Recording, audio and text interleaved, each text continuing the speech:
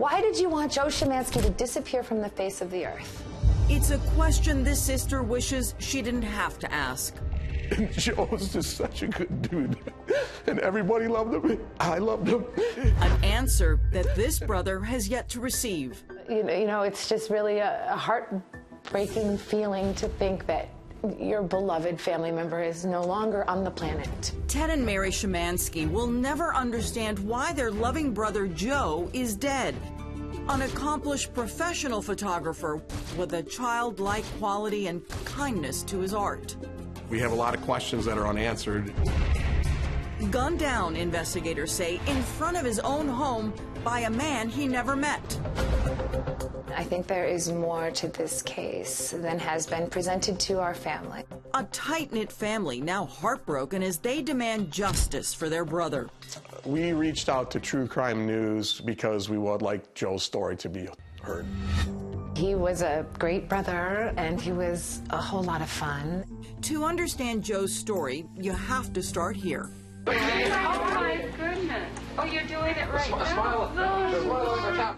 Inside the Shymanski family home in Michigan, where an unbreakable family bond was formed.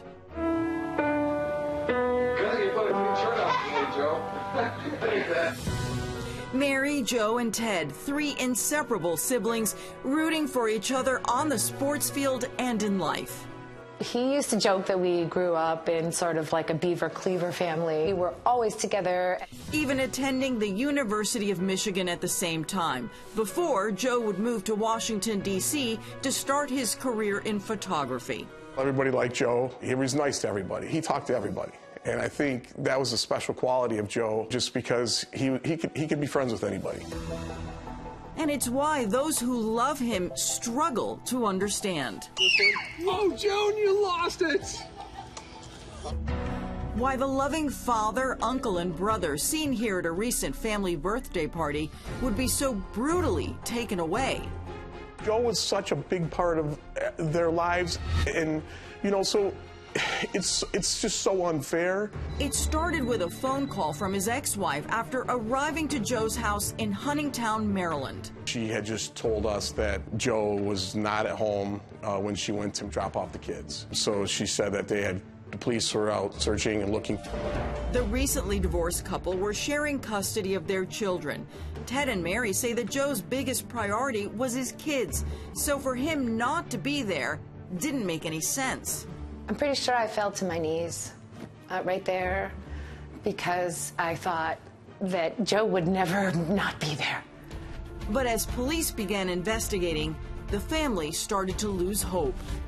And police would soon learn this wasn't a typical missing persons report. The neighbor heard gunshots around 4:30 p.m. That information led police to search Joe's home.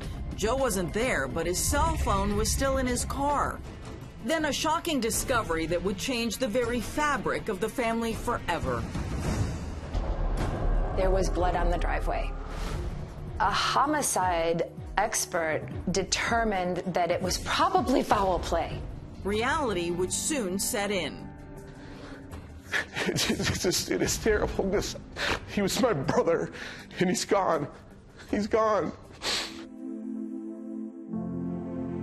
There's a saying that good photographers treat life like a camera. They focus on what's important, and Joe's family says his children were his focus.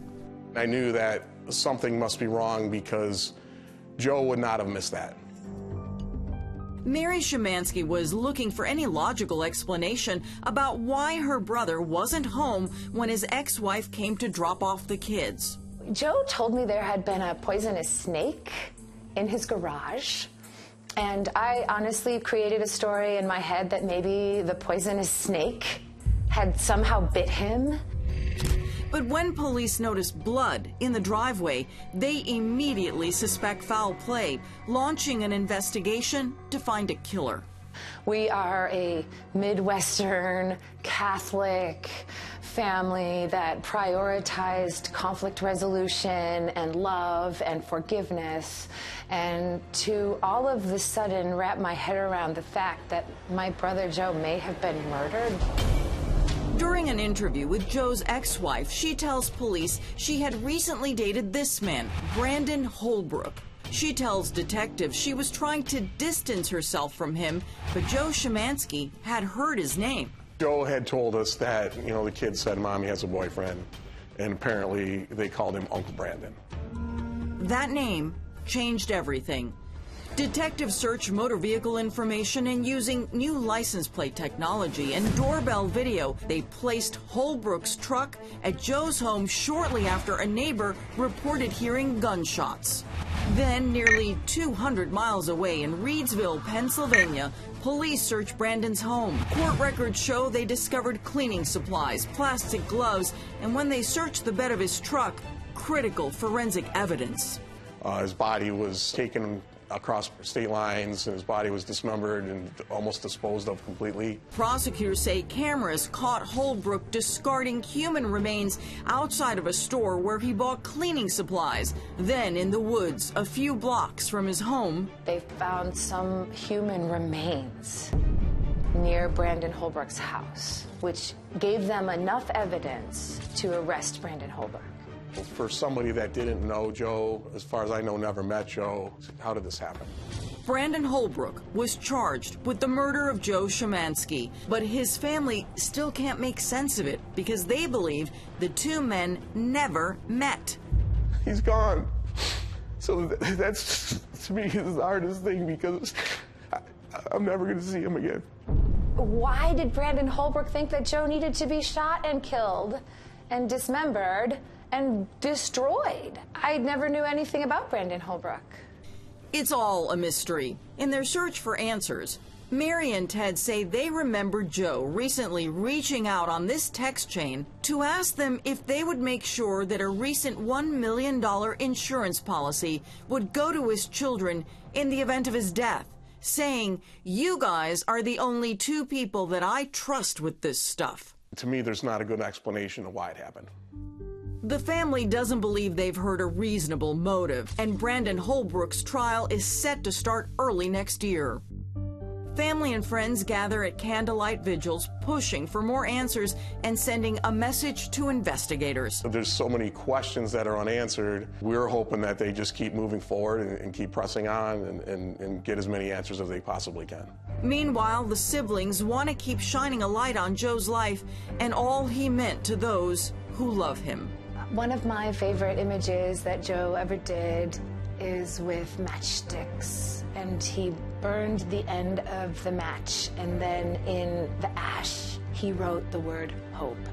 Their hope is that Joe's children will always remember and cherish the man they called Dad.